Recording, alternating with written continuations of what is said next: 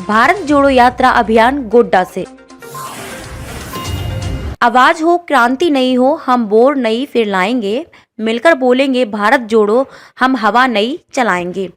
गोड्डा झारखंड की आज दिनांक 12 दिसंबर 2022 को 10 बजे गोड्डा कॉलेज से रतूरा चौक तक भारत जोड़ो यात्रा निकाला, जिसमें मुख्य रूप से कांग्रेस प्रदेश अध्यक्ष राजेश ठाकुर, सीएलपी लीडर माननीय मंत्री आलमगीर आलम साहब, पूर्व केंद्रीय मंत्री सुबोध कांत सहाय जी, मंत्री बत्रा गुप्ता जी, मंत्री बादल पत्रलेख जी, प्रखंड कांग्रेस सचिव प्रीतेश कुमार सिंह, माननीय लोकप्रिय विधायक श्रीमती दीपिका पांडे सिंह, विधायक श्री प्रदीप यादव जी, अन्य प्रखंड कांग्रेस के पदाधिकारी, महिला कांग्रेस, युवा कांग्रेस, एनएस एवं कांग्रेस के सम्मानित पंचायत अध्यक्ष, प्रभारी कांग्रेस कार्यकर्ता गढ़ भारत जोड़ो यात्रा में शामिल हुए और यह भारत जोड़ो यात्रा नागरिकों तक पहुंचाने का हर कोने कोने में फैलाने का प्रयास किया गया।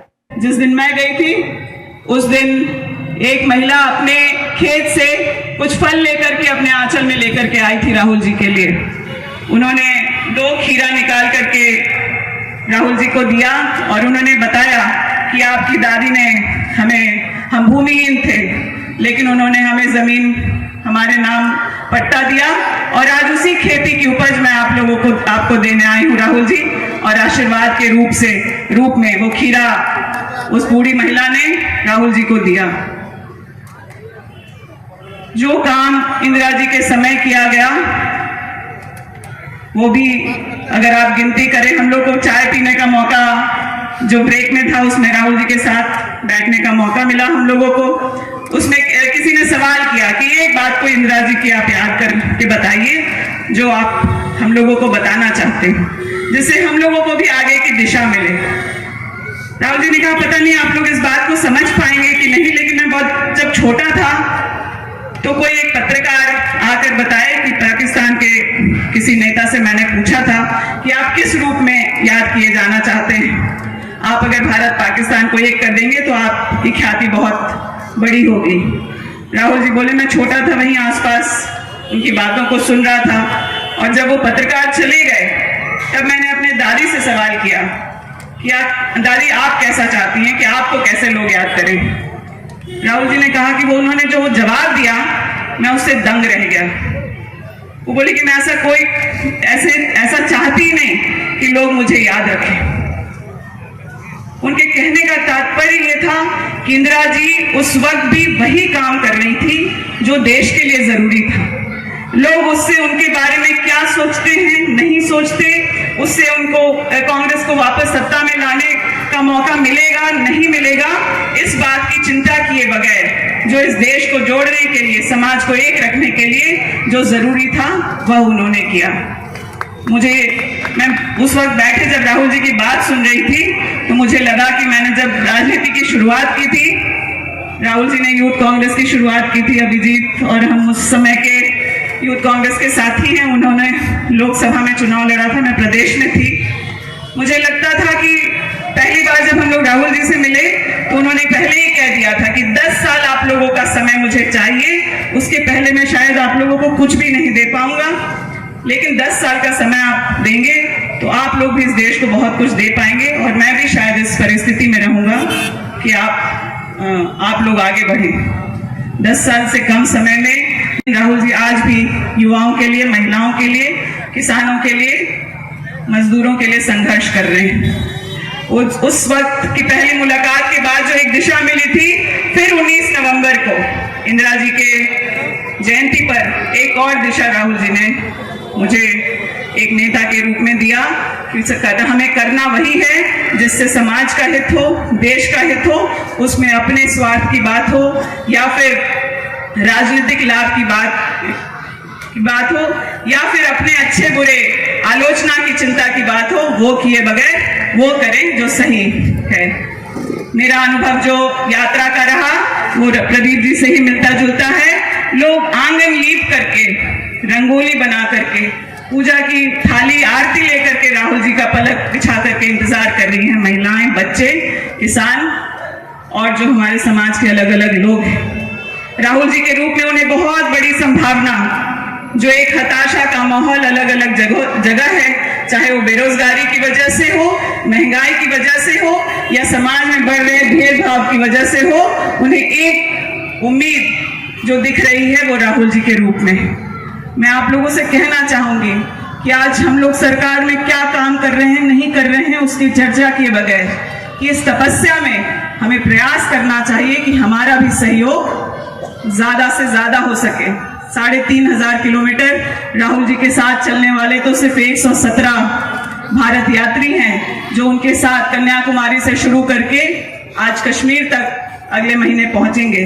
लेकिन हम सब जो यहाँ उपस्थित हैं, हम लोग अपने आचरण से, अपने प्रयास से उनके संदेश को अगर गांव-गांव तक पहुंचाएंगे अपने प्रयासों से, तब जाकर के उनकी यह तपस्या सफल होगी।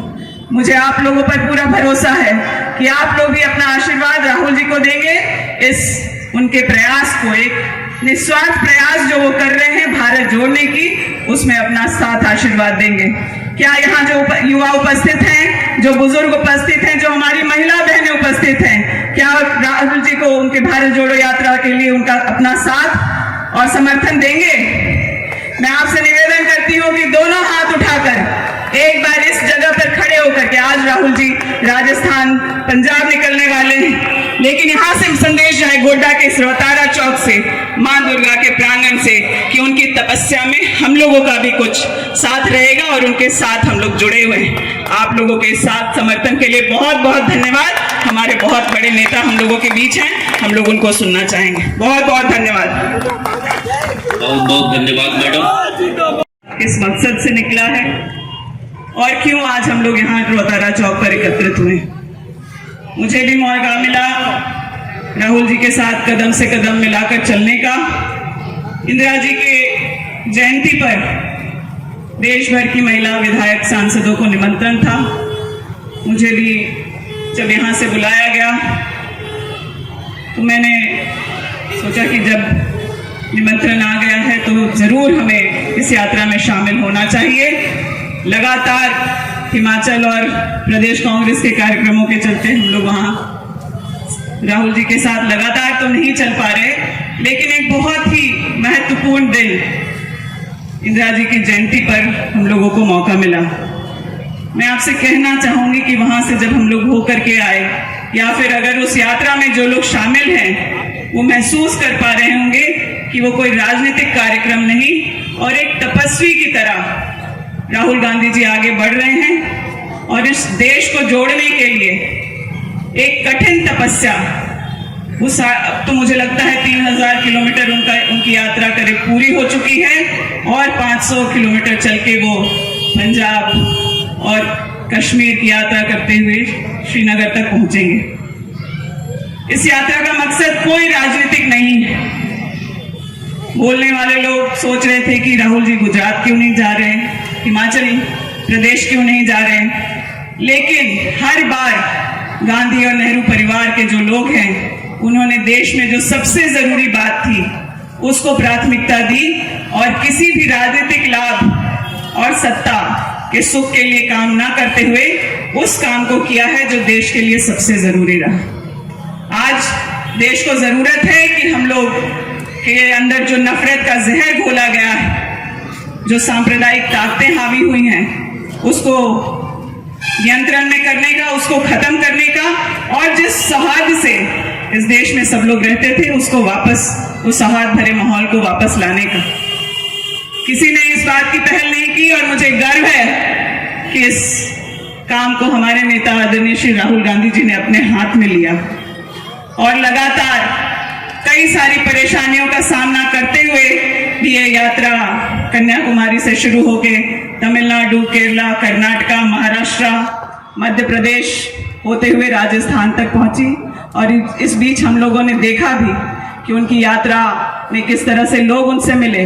जिस दिन मैं गई थी उस दिन एक महिला अपने खेत से कुछ फल लेकर के अपने आंचल में लेकर के आई।